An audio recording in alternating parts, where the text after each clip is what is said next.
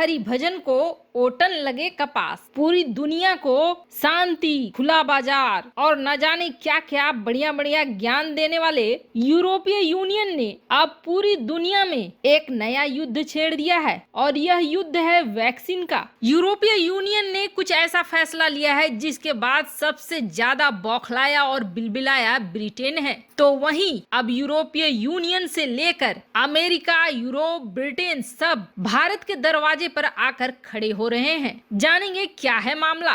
तो वहीं दूसरी तरफ ट्रंप का एक बड़ा फैसला पलट दिया है बाइडेन ने। अब पाकिस्तानियों के हाथ नहीं लगने वाला है F-35। वैसे आप सोच रहे होंगे पाकिस्तानियों को कैसे F-35 मिलना था, लेकिन ये सच्चाई है कि ट्रंप ने एक ऐसा फैसला लिया था जिससे पाकिस्तानियों के हाथ में लग जाता है F-35। बाइडेन अब उसे रोक रहे हैं। तो सबसे बड़ी खबर, बाइडेन अब रूस को शामिल करेंगे G7 में। ये खबर बिल्कुल ऐसे है जैसे कि पश्चिम से सूरज निकल रहा है, लेकिन ये सच है। आखिर ऐसा क्या हुआ है, जानेंगे विस्तार से। दरअसल ट्रंप जाते जाते जाने से कुछ घंटे पहले F-35 की डील पक्की करके गए थे यूएई के लिए और सऊदी अरब के लिए, और ये F-35 अब उन्हें मिलने ही वाला था। लेकिन बाइडेन सरकार ने जैसे कुर्सी संभाली, उन्होंने सबसे पहले ये देखना शुरू किया कि किन किन देशों को हथियार बेचे जा रहे हैं, और इसे देखते हुए बाइडेन सरकार ने संयुक्त अरब अमीरात यानी कि यूएई को जो देने जाने वाला था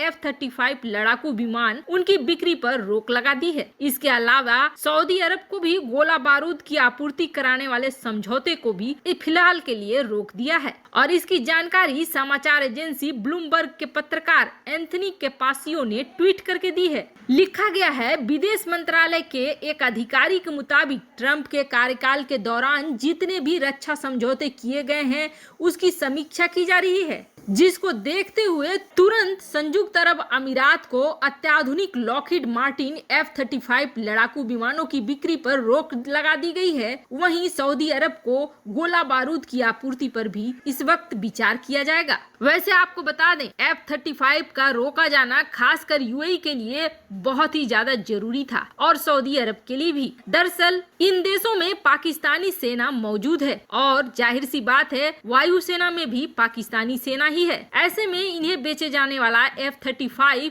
अंत में पाकिस्तान के पायलटों के हाथ ही मिलता और इसकी जानकारी वो चीन तक पहुंचाने में जरा भी देर नहीं करते। यही वजह है कि बाइडेन का ये फैसला यूएई के लिए काफी महत्वपूर्ण माना जा रहा है, खासकर ऐसे समय में जब चीन को काउंटर करना है। वहीं दूसरी तरफ दुनिया अब एक नया अखाड़ा भी बन रही है और इस अखाड़े में इस बार लड़ाई हो रही है वैक्सीन के लिए। वैसे तो यूरोपीय यूनियन बड़े बड़े दावे करता है कि खुलापन होना चाहिए, उदारवाद होना चाहिए, लेकिन जब उनके ऊपर ये पड़ी तो उन्होंने अपने सारे सिद्धांतों को कूड़े के बक्से में डाल दिया। और समस्या ये हो गई है कि ऐसा लग रहा है जैसे कि लोग अब बिल्कुल बेकाबू हो गए हैं, उनका दिमाग काम करना बंद कर चुका है। यहाँ तक कि धनी देशों में लड़ाई छिड़ गई है कि कौन पहले वैक्सीन हासिल करता है। जब महामारी फैली थी तो जर्मनी ने अपने देश में रोक लगा दिया था मास्क का, किट का और दवाइयों के निर्यात पर, और उसने अपनी रोक तब तक नहीं हटाई थी जब तक वही रोक पूरी की पूरी यूरोपीय यूनियन ने लगा दी। हालांकि उस समय भी जर्मनी का बहुत विरोध हुआ था, लेकिन अब यूरोपीय यूनियन ने अपने देश में कहीं की भी कंपनी हो अगर वैक्सीन बना रही है तो उनके निर्यात पर पाबंदी लगा दी है। यानी कि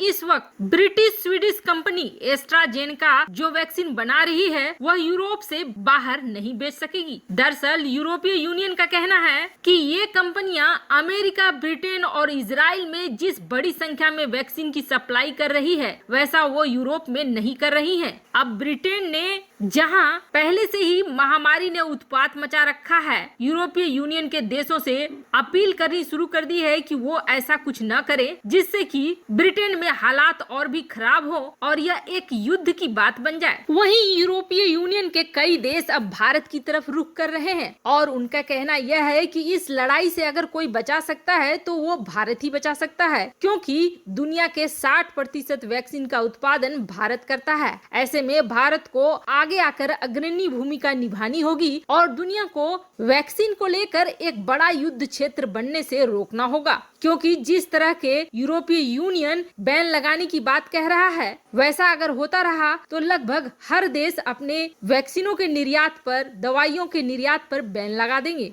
वहीं दूसरी तरफ बाइडेन ने कुछ ऐसा कर दिया है जो पूरी दुनिया को हैरानी में डाल रहा है, क्योंकि बाइडेन से इसकी उम्मीद नहीं की जा रही थी। बाइडेन जब सत्ता पर पहुंचे भी नहीं थे तब वो रूस के पूरे खिलाफ थे। उन्होंने ये कहा था कि हमारा असली दुश्मन रूस है, लेकिन अब जो बाइडेन ने करा है वो चीन को चौंकाने वाला है और रूस काफी राहत महसूस कर रहा है। दरअसल जो बाइडेन ने सीधे कॉल करा रूस के राष्ट्रपति व्लादिमीर पुतिन को। सबसे पहली बात यह हुई कि सीधे बातचीत करने से इन दोनों राष्ट्रपतियों के बीच एक अहम रिश्ता बना, जो कि आने वाले समय में तनाव को कम करने में बहुत मददगार होगा। तो वहीं दूसरी तरफ दोनों देशों ने बातचीत करने के बाद अपनी अपनी आधिकारिक तौर पर घोषणा भी की, और इस घोषणा को देखेंगे आप तो सीधे सीधे समझ में आ जाएगा कि रूस अब अंतर्राष्ट्रीय राजनीति में चीन के खिलाफ खड़ा हो रहा है, क्योंकि जहां बाइडेन प्रशासन की तरफ से आधिकारिक बयान यह आया कि रूस के साथ बाइडेन ने हर मुद्दे पर बात करी, और यहां तक कि रूस में चल रहे नवेल्नी वाले कांड, सहयोगी देश, साइबर हमलों,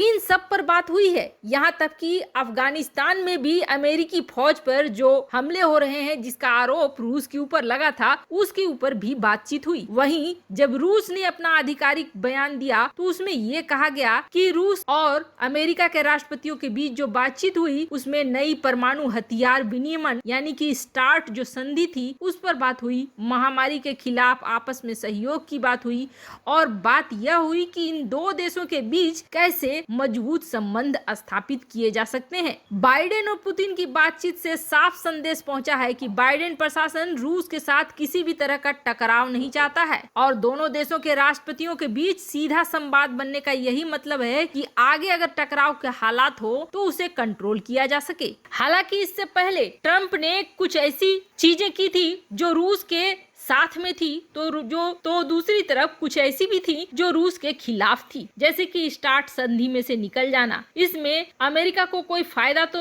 हुआ नहीं, भले रूस का कुछ नुकसान जरूर हो गया हो, जैसे कि यूक्रेन के मुद्दे पर उन्होंने कई कड़े प्रतिबंध लगा दिए थे। पर अब बाइडेन ने ये संकेत दिए हैं कि चूंकि चीन के खिलाफ उन्हें लड़ाई मजबूत करनी है, तो ऐसे में G7 में भारत के साथ साथ रूस भी शामिल हो सकता है। आने वाले दिनों में अंतर्राष्ट्रीय राजनीति में अगर ये बड़ा उलटफेर हो जाए तो कोई बहुत बड़ी बात नहीं होगी, और रूस भी इसे अब खुशी खुशी मान जाएगा, क्योंकि चीन के रवैये को उसने भी देख लिया है। वैसे आपको क्या लगता है, क्या बाइडेन रूस और अमेरिका के बीच दोस्ती करवा पाएंगे? कमेंट कर अपनी राय जरूर बताएं। जल्द मिलते हैं अगले वीडियो में नई खबर के साथ।